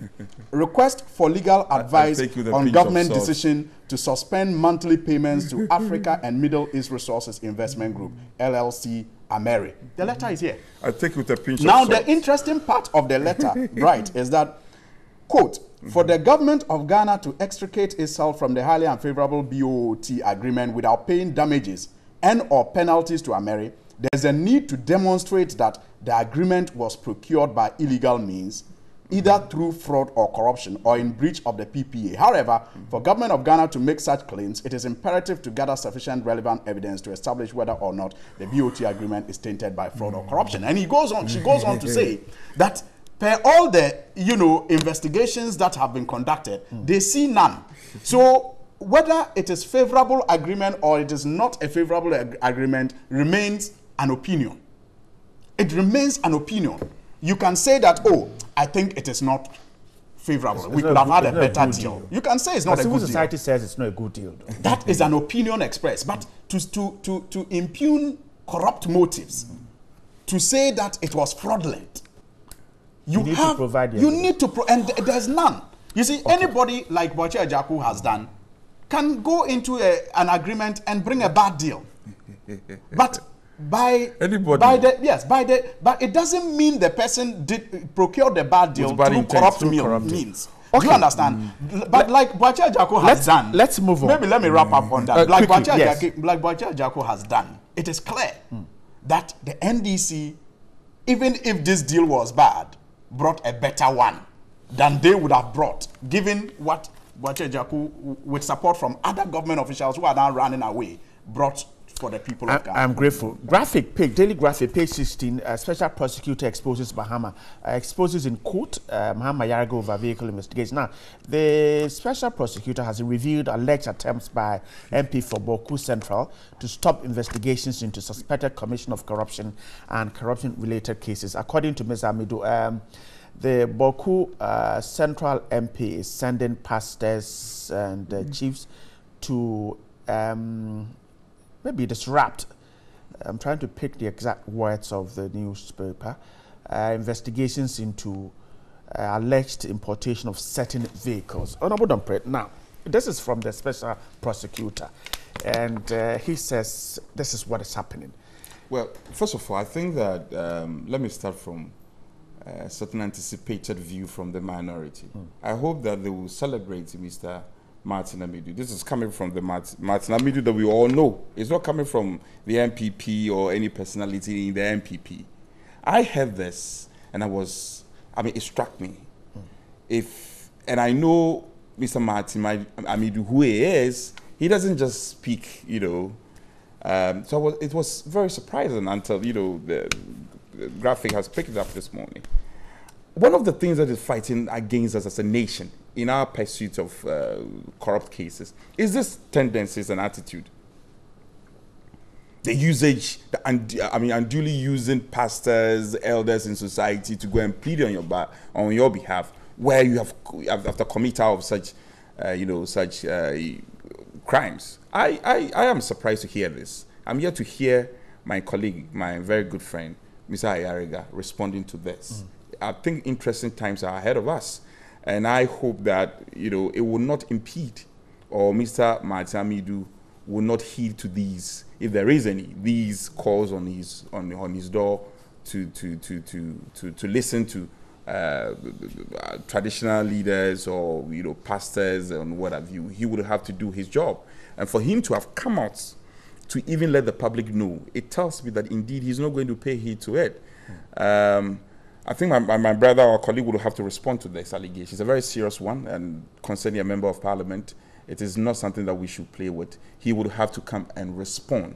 And I am saying that, especially the call by the minority, that Mr. Amidu is like a tiger that we are holding on to his tail. The president is holding on to his tail. He's not going to be allowed to work. The president is resourcing Mr. Martin Amidu. All the resources that is due that office, it will be given to that office for them to prosecute the corruption cases that all. And happily, he's beginning to, find his rhythm, and I hope that he will start work as soon as possible. But I am surprised at the turn of events. And if it turns out to be true, it will be too bad for our colleague.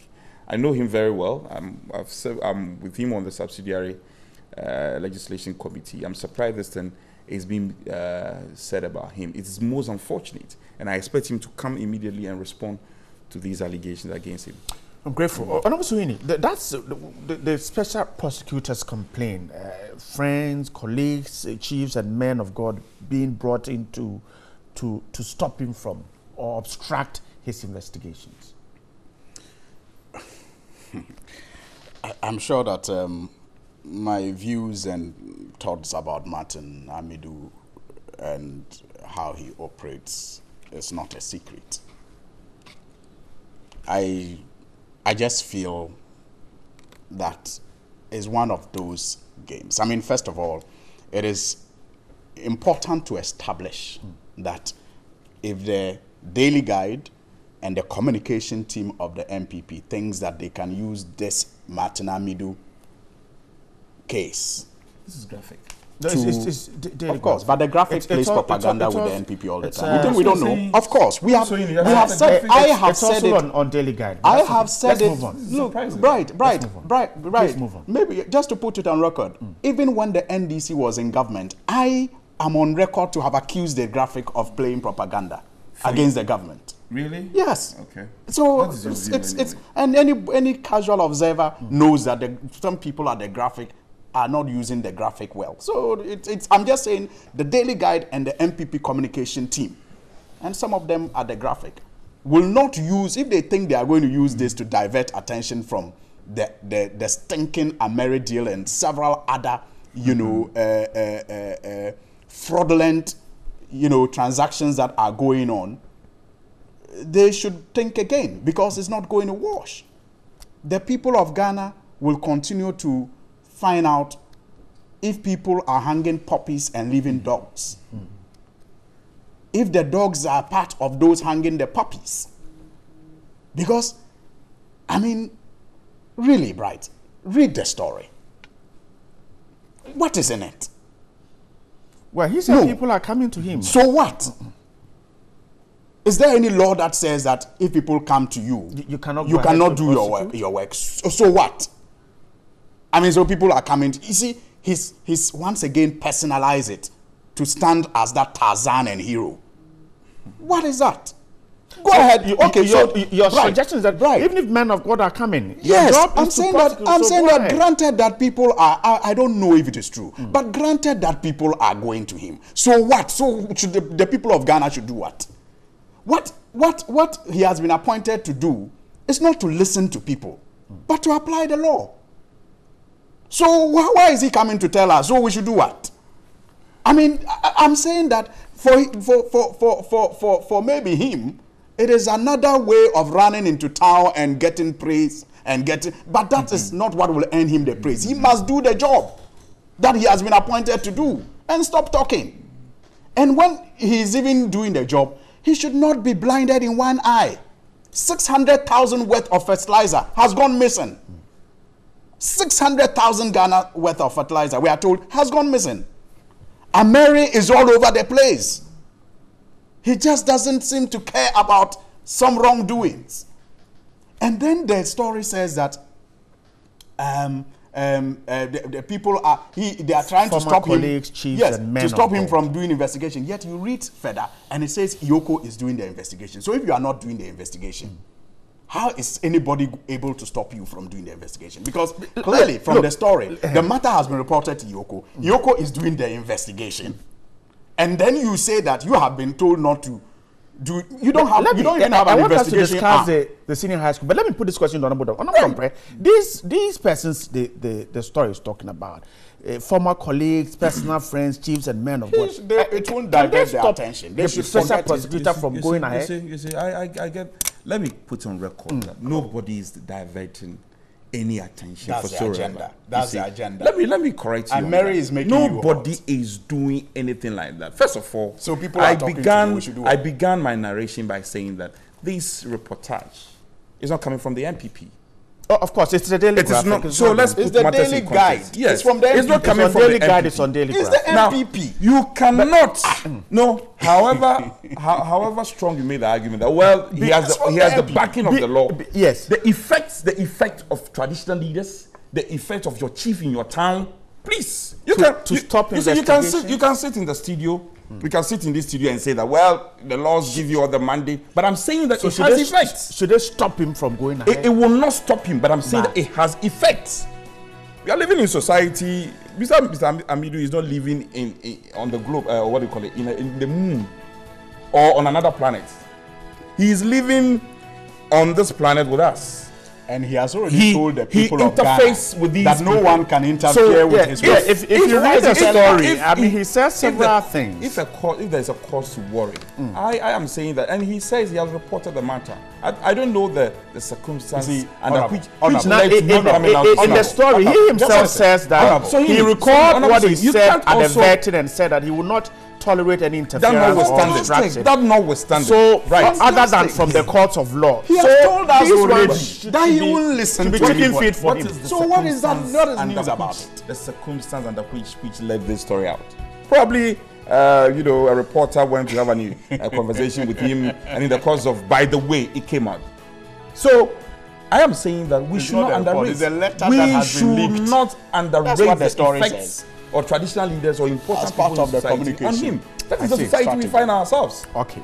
It is the society we find ourselves. Okay, let's ask him. We cannot discuss. Ask my colleague here. You ask my colleague here.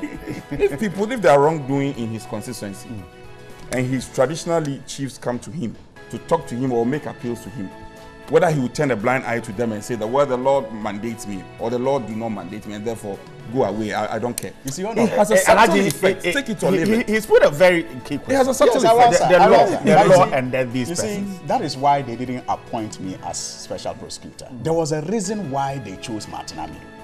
One of the reasons why they chose Martin Amidu was because he had convinced all of us that no one can influence him. So, if people are attempting to influence him, it is not news. Why we chose him is that we believe no one can influence him. So he should go ahead and do the job that the people are influencing him not to do. And then bring us the results. He's human. As for the influence, we know that people attempt to influence others. But we all were told that as for Martin Amidu, nobody can influence him. He himself said it. Said it why is he telling us to do what? Right. We all is he not human? Why? So not human. What should we do? Now that he's told that, what should we do? Investigation should. Right. But how can we as citizens help him? Well, as citizens, it's just to divert attention from America. It's just to divert attention from America. And then he goes again. That is your brother Mary. Your brother Mary. And we are trying to sanitize it. The only thing we can do is to encourage to solve doom. So we brought it to solve doom. What we can do is to urge Mr. Martin on, to encourage him on, not to listen to these, and also appeal to these traditional leaders that they should allow the law to take it. I'm grateful. Alhaji Suini, we have run out of time. Member of Parliament for Tamale North, Honorable Frank Anodompre is the MP for Nswim Aduajiri. Gentlemen, grateful for your time with us. Stay right here. Sports is up next.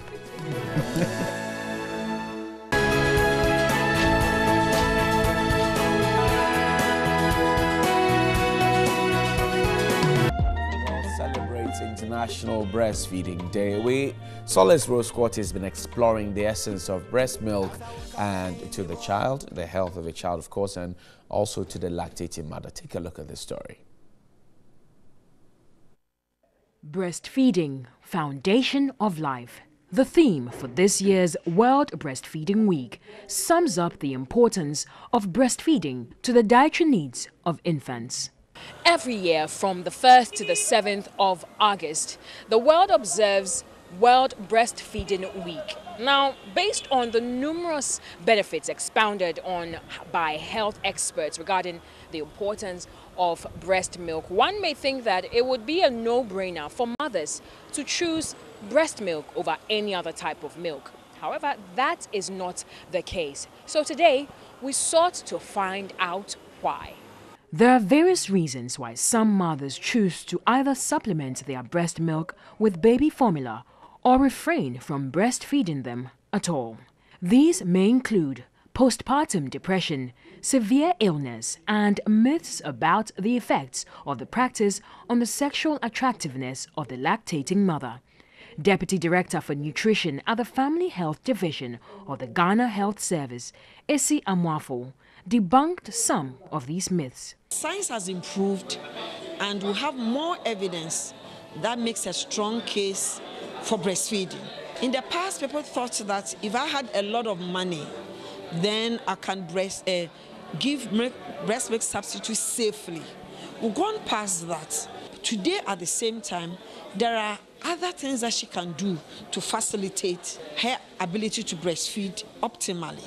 Because now we have improved communication, we have improved transportation, we have access to refrigeration, so she can make arrangements to breastfeed her child. Public breastfeeding was a normal trend about a decade ago. However, society has grown to frown on the practice, calling it outdated and indecent. Esi Amwafo, however, hit hard against this perception, encouraging the general public to support mothers to feed anytime, anywhere. When people expose their breasts for other purposes, why do we frown when they are doing it for their God-given responsibility? And they are not only doing that, but they are also supporting procreation. They are laying good foundation for life. When we see people in bikinis, I don't see people crying. When we see people in video clips, half-naked girls, I don't hear anybody crying. When a woman gets up to feed in a corner, we say it's indecent. I think that is rather unfortunate. Her call is one that is already being promoted by some notable organizations as well as female celebrities around the world. South African dancer and choreographer Inkateto Masangani also posted this on her Instagram feed. Some women shared their thoughts on breastfeeding. It's good. When you breastfeed, your child will be healthy and then strong. I think I will do that for 1.5 years or 2 years. It's not that bad though, but it depends. Some people like to breastfeed their children for 2 years, but those kind of things I don't think is good, because you also want to look good and protect yourself in some ways. I think breastfeeding is very good for the children. If they don't want to do it, it's up to them. So if your husband or your fiancé says, well, I don't want you to breastfeed because, I want your breast to still be, firm and standing, what will you tell him? The first question I'll ask him is, did the mother breastfeed him? If yes, then why not? The mom breastfeed him, so why is he saying that I shouldn't breastfeed the child? I won't understand. I have to breastfeed my child. World Breastfeeding Week is marked in the first week of August each year. Interesting views that Solace Rosquati has been finding out. But I support breastfeeding, which is why we have Dr. Najama Glover Osafo in the studio. Doc, good morning. How are you doing? Good morning. Very well. Great. Today is World Breastfeeding. I don't know if it's to wish you a happy breastfeeding day. Thank you. On behalf of all the children, thank you. On behalf of all the children. So what is the state of breastfeeding in this country? Because growing up as a baby, my mother breastfed me. Years after I saw that, then there came a stream of mothers who would rather want to express their milk or feed their babies formula and not breastfeed because they say they don't want to show their breast in public. Has anything changed?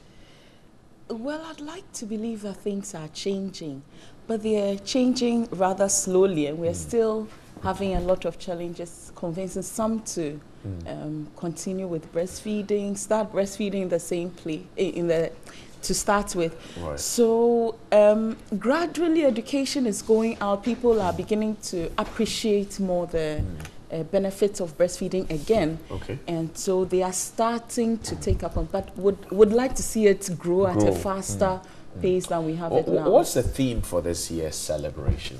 Breastfeeding Foundation for Life. Breastfeeding Foundation for Life. Yes. So the national outlook of breastfeeding, for example, let's look at the essence. How should breastfeeding be done? Well, breastfeeding should start right from the antenatal state. Okay. So when immediately mother gets pregnant, we need to educate ourselves. Okay. I'd encourage mothers, get interested, read around it. Okay. At the antenatals, we try to give advice on breastfeeding. Prepare your mind towards it, okay, because it's a 2-year journey with baby, and it doesn't come automatically, okay, even though it's a natural thing. So we like to educate ourselves as soon as baby comes. As soon as baby comes out, breastfeeding should start. It should, in fact, WHO advocates it should start within the first hour of life. Okay. But in Ghana, we are encouraging that even within the first 30 minutes of life, if you can, put baby to breast immediately. Immediately? Immediately. Within the first hour of life, baby should have latched on. There are some who believe that perhaps they don't know what the colostrum is, which is the first early milk. It's very thick, yellowish, sometimes very dark. And people think it's not good for the babies. What do you say? Colostrum is perfect for baby. Please do not discard it. The colostrum is concentrated. Okay. It has a lot of nutrients in there. It has antibodies in there. Okay. Probably the greatest concentration in the same quantity. Okay. Okay. It has dense nutrients, carbohydrates, fat. So even though it comes in small quantities, it's enough for baby to last till the next breastfeeding moment. So please do not throw away the colostrum. With every, as much as we can plead, do not throw it away. It has so much antibodies in there. That the baby needs. The baby needs to fight infections. Antibodies, in fact, one of the antibodies, immunoglobulin A, which actually helps to prepare the whole gut lining to fight against infection. And it's one of the things that really fights against respiratory tract infections as well. So it is about it's perfect for baby at that time. And There's especially no need to throw it There's away. no need to throw it away at all. Let's talk about positioning the baby to receive the breast milk. Fore milk, hind milk, all those technicalities that are put up there.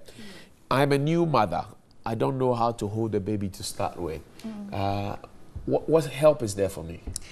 So the midwives, nurses at the delivery ward and the recovery ward, wherever you would be, are trained to help assist you. So especially for first-time mothers, they will be on hand to help. However, sometimes place gets busy. You can always draw babies their attention to assist you. We encourage mothers to know when baby is ready to feed. How does a new mother know when the baby is ready to feed? The baby will look alert. They open their eyes, and you actually see them licking, usually their lower lips. Yes. The head would be turned slightly backward than they would do in a resting position.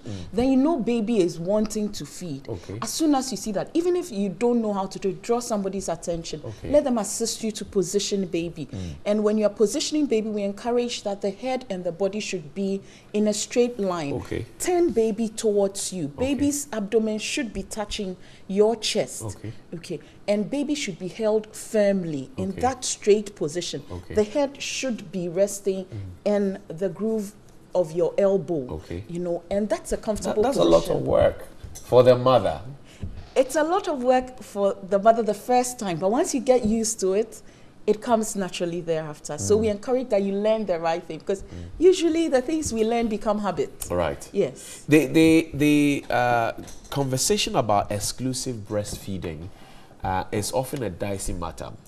So there's exclusive breastfeeding, which is for 6 months. Yes. And then there's complementary breastfeeding, which stretches on to 2 years. Yes. Is that it? Yes. But then if you look at our laws and how much time is afforded mothers for maternity leave, there seems to be a disconnect.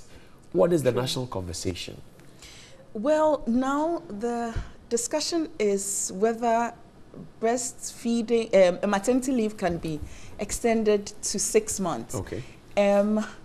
It's still a conversation out there with a lot of advocacy going on. Hasn't been implemented yet. What we have now is 3 months. And we encourage as much as possible that if you can take your annual leave together with your maternity leave, so that you extend the period. It still doesn't get to 6 months. 6 months, right. But thereafter, expressing the milk, even when you have to go to work, and then leaving that for whoever is caring for baby for baby at home. We're also encouraging that offices, workplaces should have creches and breastfeeding areas where mothers can take short breaks in between work and return to that place and breastfeed. You are expected to be productive at work. Yes. And then you're expected to take your baby to work if you can afford it, and to breastfeed. Is that not enough reason for a lot of people to say, well, what's all the trouble? Let me just give my child formula food, and that's it. In the short term, it looks like a lot of trouble. But long term, what happens is that your breast milk is actually protecting baby from a lot of infections. So upper respiratory tract infections, lower respiratory tract infection, pneumonias, diarrheas. And we know that diarrhea and pneumonia are about the top 2 killers in under 5 children. So if you're reducing the number of infections that child has, you're reducing the number of stress hours for yourself in the long term. For you as mother, and that's just the tip of the iceberg. Long term, even type 2 diabetes in children and obesity is reduced. So you save yourself. And even for you as a mother, you reduce your risk of type 2 diabetes, reduce your risk of ovarian by just cancer. Breastfeeding. By just breastfeeding. You reduce your risk of ovarian cancer. And in fact, when exclusively done, for most mothers, it serves as a family planning method. Lactational amenorrhea, you mean? Lactational amenorrhea.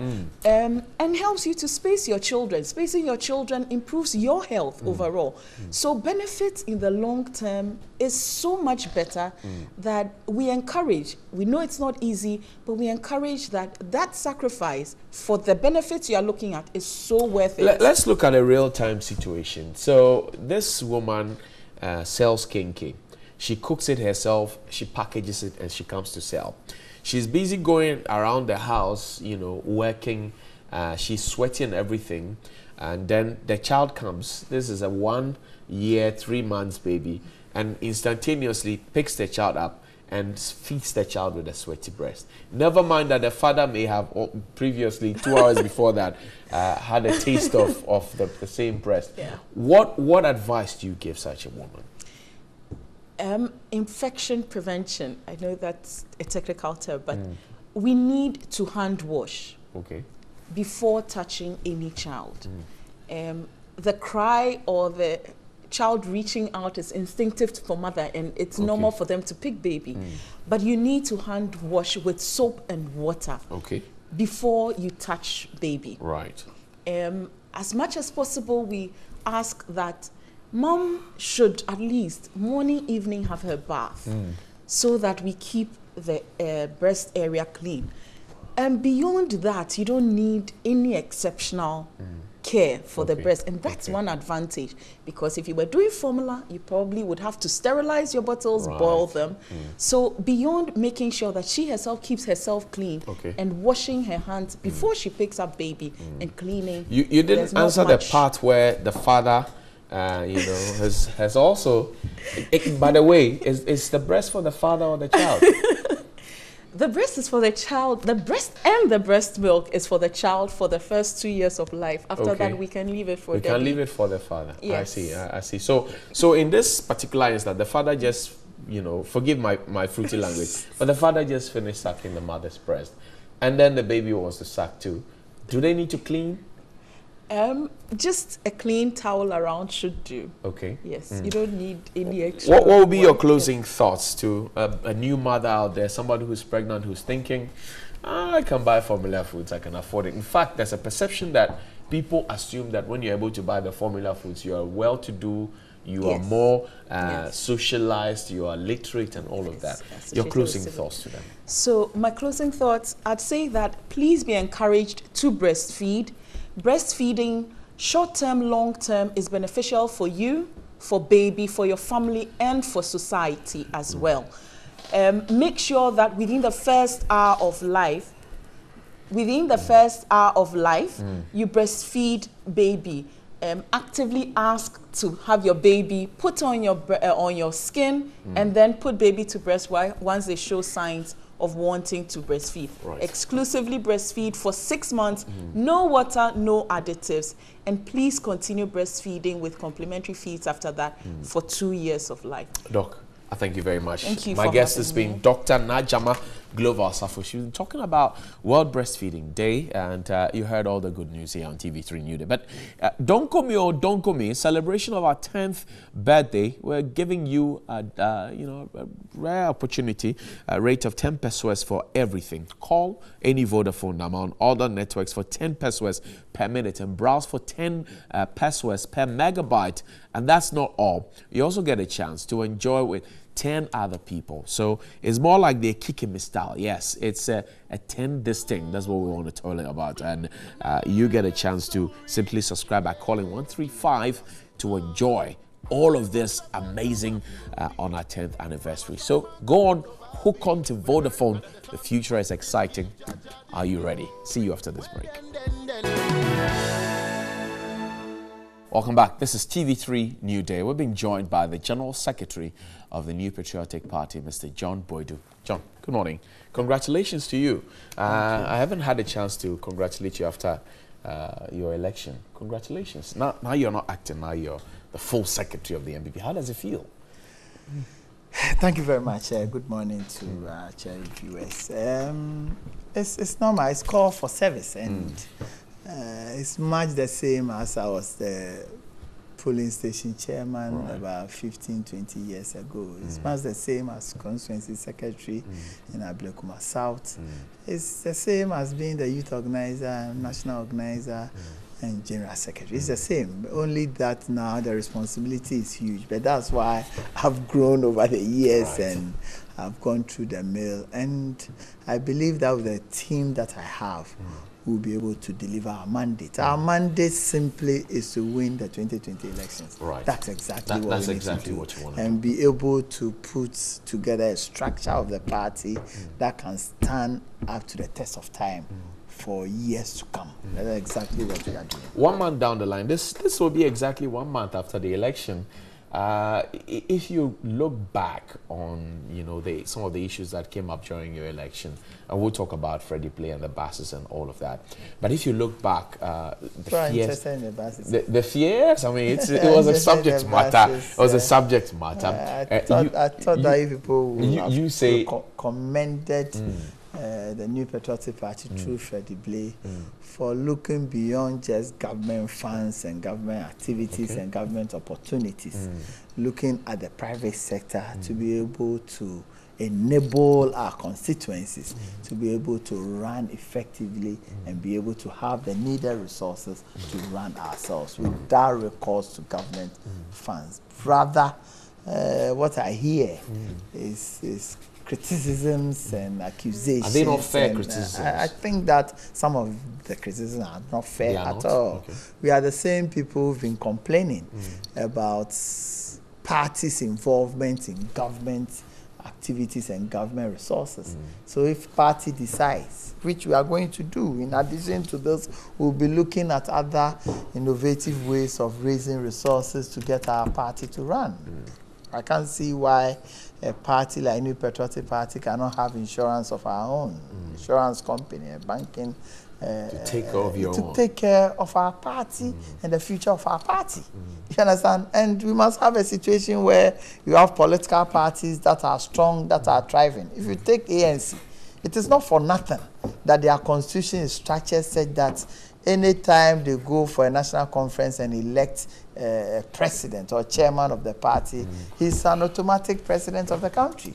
You understand? It is because the party itself is strong. The party does not depend on government for resources to run the party. Of the NPP? Yeah, we can't say the party same. Is strong. Yeah, we can't say same because you people are not even helping for us to do same. When you say you because people, what I mean is that the kind of comments that I hear as a result of an attempt to make sure that the party is on its own, is independent, and can independently raise resources to help the party structure to run, is rather being used as something against the party. Let's talk about the party's role in monitoring, or if you like, supporting the government to deliver on its many promises. How is the party doing that? Is the government doing what it says it will do? Yeah, government is doing what it says it will do, considering the constraints of governance. The party, like the mother, will be prompting government on its activities and reminding government of its promises and making sure that not just only about implementing the programs and policies, even the way you implement it, the effects of your implementation of your policies on the general masses and party people in particular have an effect on the ground. So that is the work of the party, and we are doing that. You don't ask me how are we doing it, because we have our own instruments that we use. You don't want to channel. share. To You don't want channel. to share. Some of them are not necessarily relevant to you. You understand? So we have our own instruments on the ground that we use to monitor and make sure. Does the president still come to the party office on Mondays, as was announced earlier? No, he came for about 3-4 times, but it was at that time that ministers were being put together, boards were put together, chief executives, and all that. So his noble idea of making sure that he gets in touch with party people, listens to party people, was turned to an employment agency. You understand? So it was virtually turned to that. So he felt that he needs to finish all those appointments. Will he resume? I think he must, because I reminded him that he needs to resume that in order to. But the other way out is his numerous outreach program that he's doing. You see, by coming to party office every Monday, you more or less be meeting only Accra people. Or get people from outside to travel long distances to be able to meet you. But he's made it a point that almost every month he goes to a particular region, for which this Friday, he'll be starting an outreach in Ashanti region. He just finished the 3 northern regions. He did that of the western region and the But John, region. Is it fair to say then, if that the people are thronging to the party office and turning a president's working day at the party office into a job-seeking opportunity, is it fair to say that the party is under pressure from its own party people to find them something to do? Is it fair to say? You are making a point. No, I'm asking. I'm trying to draw an inference that if every time the president comes to the party office to want to come and work, he gets people coming to him to ask him for jobs and to lobby. What I'm saying is that fair? it was around that time where the government was being put in place. So any opportunity to see the government under pressure? Not exactly. You see, any opportunity to meet the president at that time will enable you push your point. And I was in all the meetings, and we realized that it was turned to that. But since that has been done already, and like I said, he has adapted a new method by going down to meet the people on the ground. And in doing so, in his outreach program, he takes the opportunity to meet party people, meet the regional party, constituency party people, and all that. Kelly GVG, 110 ministers, so many other issues are Mary and all of that. Which is what I'm asking, is the government under pressure? Does the government feel pressured at all by all the comments that are coming? No, government does not. The government rather will want to listen to its own people. The people spoke about 110 ministers. Can I finish? The government didn't listen. You don't. If you are a government, you don't listen to everything that has been said. Then you don't have to govern. You allow the people to govern themselves. That's not what it is, really. If you believe strongly in a decision that you've taken, you must stick to it. If you believe you've taken a decision that concerns are far-reaching, concerns that are raised by people, need to be considered, you also do so. You understand? So it is not give or take. It is not. It is about also making sure that you keep focus and run the country. So that's exactly what you are doing. There have been reports that some general secretaries sit in cabinet. Do you sit in cabinet? Yes. You sit in cabinet. Yes. Do you know why Mr. Boakye Jaku was dismissed, for example? Reasons for dismissal disappointment of appointees are not normally discussed, and it is not even offered as part of. But when the president said he was misled, president hasn't said he was misled. President said misled what? Where?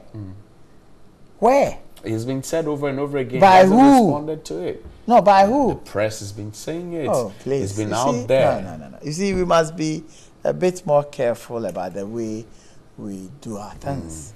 President has not said anywhere that he was misled. It is rather one of our party people, Gabi Ochedako, and even that, it is, I think, Statesman reports. And because Statesman is close to the party and the president or the party in total, so everything said by them is taken as full gospel. And I don't think that we will do ourselves any good if we continue to insist. But John, you have just told me that the government listens to the people if a totality of the people believe that certain decision must be done. The people have been asking for explanations. Would the government listen to them? I'm saying that if people ask for explanation, it must be asked within the context of what our constitution provides. Yes, and so if you ask for explanation of a particular issue, of a minister for energy, can I finish? Of a particular issue, and it is not provided within the context of our constitution, I don't think there's a need. Do you honestly? There's a need to respond to it. You don't. Do you honestly that. believe because that? if you are not very careful, sometimes reasons for appointments or disappointments have nothing to do with competence of the individuals. Sometimes it is about his attitude. Sometimes it is about the way he implements projects. Sometimes it is about the way he even receives people. And there's no government that can go out there. In the particular case of Mr. Boakye-Jacko, can I finish? That can go out there to announce that his minister is arrogant, and based on that, I want to make reference to the particular announcement of Mr. Boakye-Jacko. The president said he's working in financial institutions, so he's going to bring on that expertise of funding our energy issues, and says he has had a long stint with that. So his competence was mentioned, and the president had a very unique style announcing his ministers. And obviously, he has shown within the almost 1.5 years of being a minister, he has shown that he's competent. So he's now, shown, Mr. Boakye, he's shown that he's capable of managing what was given to him. Mr. Boakye-Jacko is to the extent now. that to the extent that he's been able to resolve perennial or almost unending doom so that we face as a country. Mr. Boakye-Jacko is gone now. Does that settle the dust on their married deal? Many thought that it was not good. In fact, the senior staff of the VRA think that it would have cost us more. It was a bad deal, despite contrary views from some elements in government that said this was the best that we could have had. What happens to the married deal now? Well, as we speak now, whether government takes a decision now or not, the married deal stands. You were in Sultan earlier saying that government will not go on with their married deal. I'm saying that whether government goes on or not, as we speak now, the married deal stands until the 5-year expiration. Until Parliament reviews it. Okay. You understand? So the attempt to review it in Parliament has not been completed because Parliament raised some issues that government need to respond. If government wants to go again in the same manner it went, then it will depend on whether government accepts or not. So it is not just about even executive deciding to review it. You review it based on the acceptance of cabinet. That's where we are. Okay. If it stays, what it means is that we owe them $90 million we must pay. Right.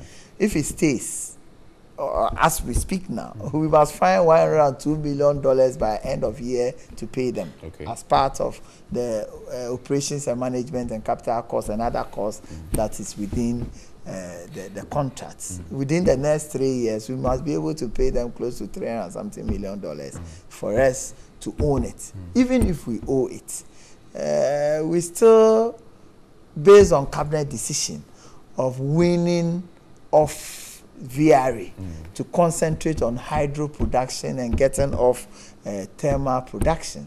What it means is that we must be able to get a third party that have the capacity and ability to run the thermal production.